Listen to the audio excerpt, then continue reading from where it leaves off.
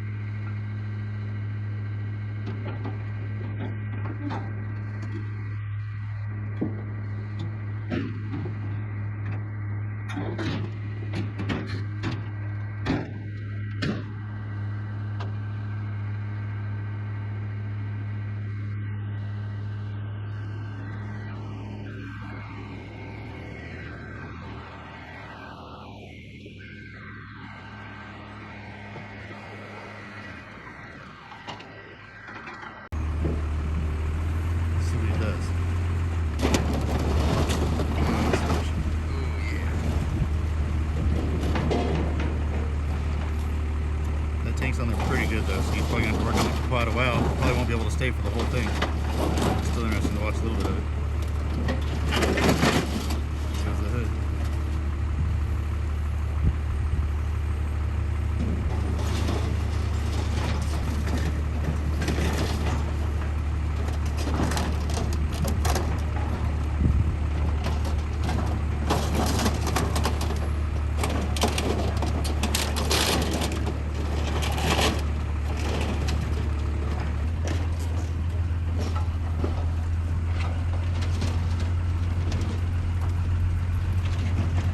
That truck weighed 10,720 pounds. So it was quite a bit heavier than I thought it was. I was thinking between 9 and 10,000 pounds.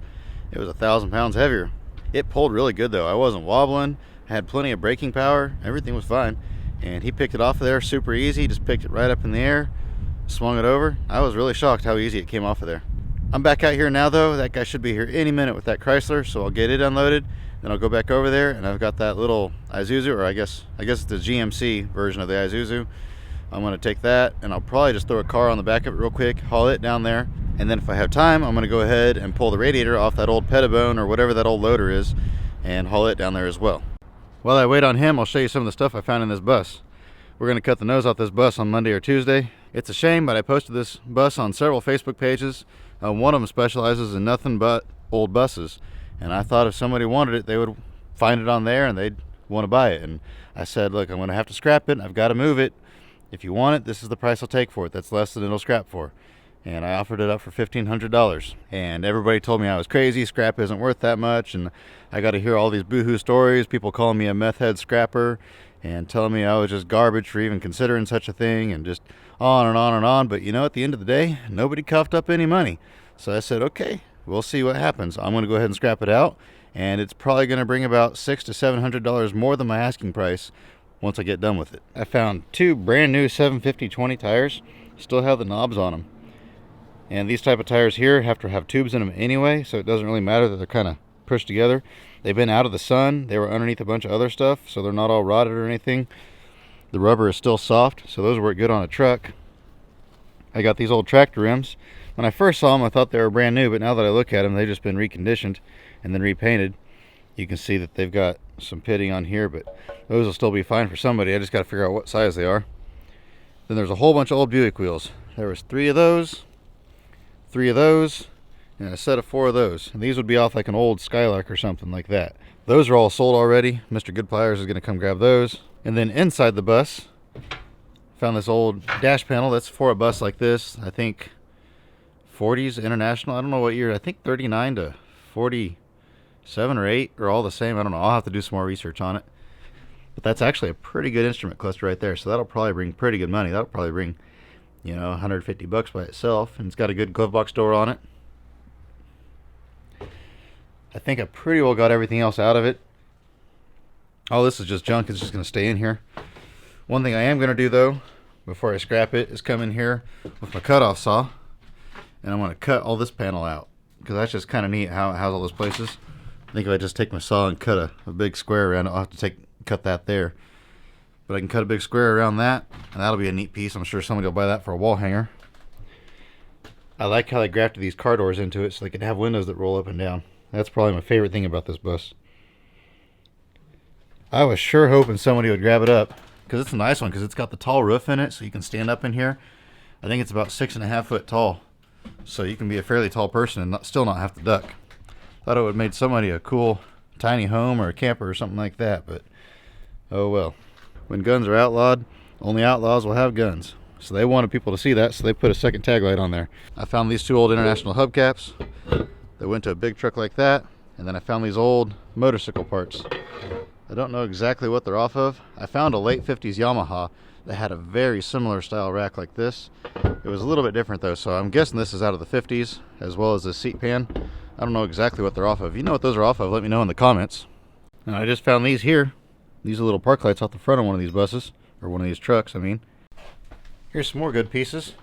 There's a little Napa turn signal deal right there. Then actually this steering wheel isn't too bad. Even if nobody wants it for a truck, it'd probably look good on a wall hanger. And he's here with that Chrysler now, so we're going to get that unloaded.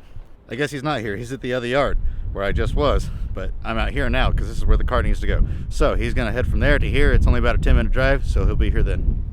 And here it is. We got him taken care of. He's headed out. Lots of good parts on this car here. It's a 67 or 68. I'm not sure. Not exactly sure what year it is, but it's a Newport Custom.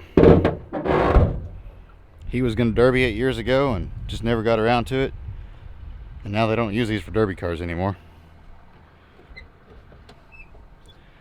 Check out that dash in there. That's cool. It's got some pretty good parts on it. I'll probably pull off the easy stuff and then go ahead and crush it. All those dash parts will sell good though. There's an air cleaner down there. motor is clear full of a rat nest. I'm sure it's locked up tight, but it does have a really nice grill in it. So I'll probably pull all that out, and I'll probably pull the taillights out. Just a few other odds and end parts. It's got a lot of trim on the sides of it, but man, just trim like that is just a really slow seller, really hard seller. Every now and then somebody will need a piece, but for a four-door car, probably never sell. It didn't look very close. I don't know if the fender skirts are around or not. Well, there's the original jack piece. Oh, there's the whole jack. The whole jack's in there, so might save that.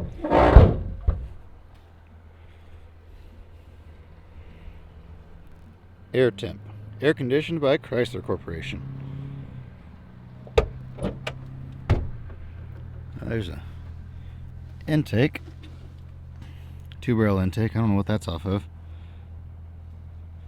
Look at it closer later. The car's a 4-barrel. Huh. Yeah, a few odds and end parts on it. And then he had a big load of catalytic converters.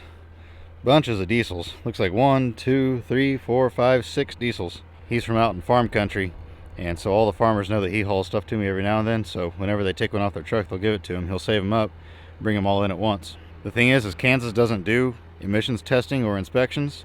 Even if you buy a truck from out of state and bring it here, they'll inspect the VIN number on it to make sure it matches, but other than that, they don't do any inspections here. So it's very common for farmers to cut the converters off their farm trucks. Now the danger of that is that if you take that truck out of state and you go to a state like California, just driving down the road and they pull you over and inspect it, you're going to get in some serious hot water.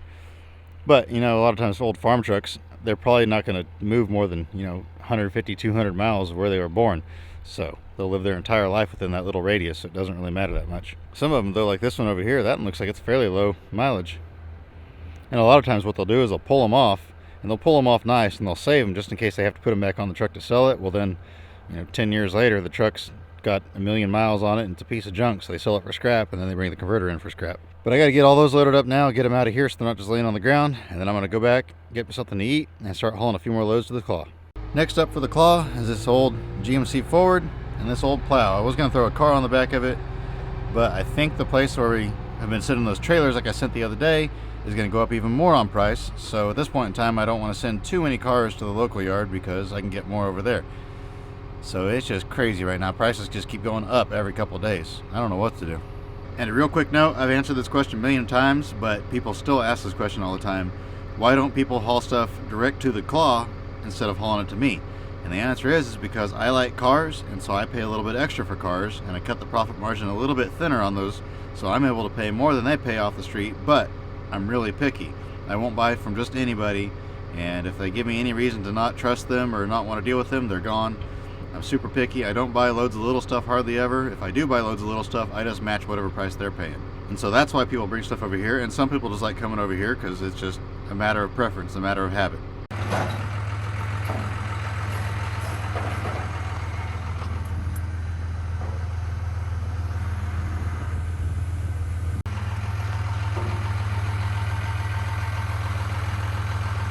See what happens here.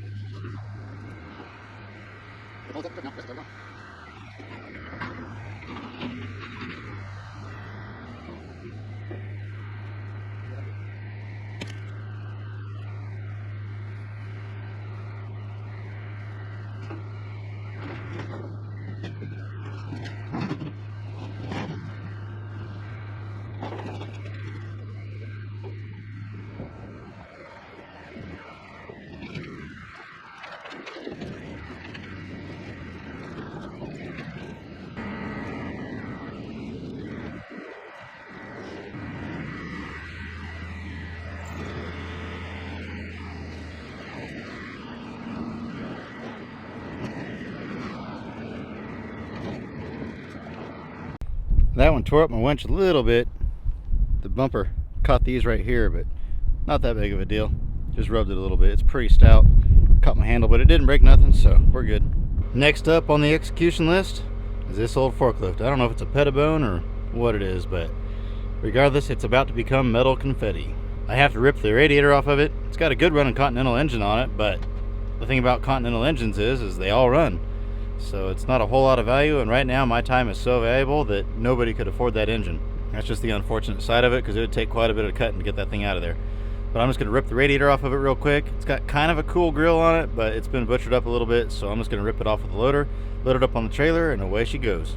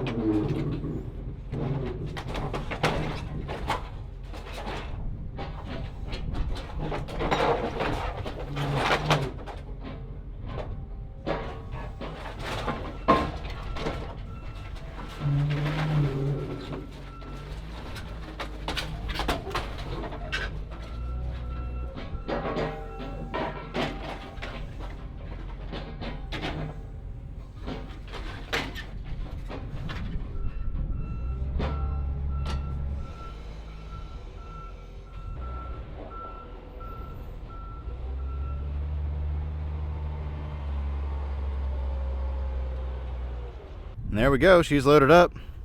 Wow, truck and trailer's working hard today, hauling lots of heavy loads. That last load weighed 6,600 pounds, I think. It'll be interesting to see what this one weighs. It's a cool old thing, but what do you do? That's a cool old machine, but at these prices, I can't afford to keep it. Exactly.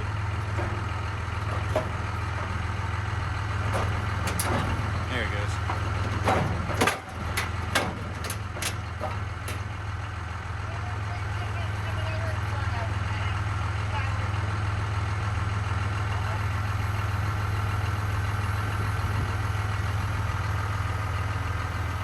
There it goes.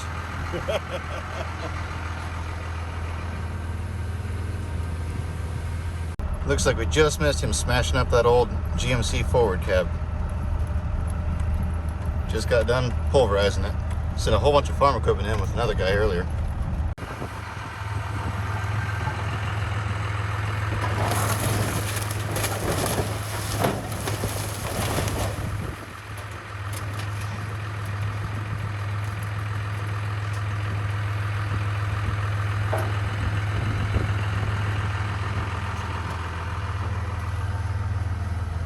And with that, I am done for the day. That poor old square body was actually in pretty good condition. The bed was a little bit rusty and it was all beat up from getting rolled around, but there was hardly any rust at all in the cab, just a tiny bit in the cab corners, and the front grip was super nice, but oh well, what do? You can't keep it all.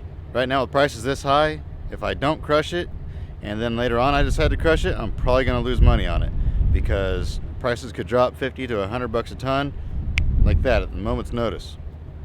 That's the only bad thing about prices being this high, is when you buy stuff by weight, if you think you might even crush that at some point in time, you're better off just go ahead and crushing it and shipping it, getting it out of the way right now. But I am done hauling, I'm done working. When I come back next, I'm probably going to be out here cutting up these old trucks and some of these old cars. Hope you guys enjoyed this one. Let me know in the comments what your favorite part was. I hope you have an absolutely fantastic rest of your day, and remember to get out there and find an adventure. We'll see you next time.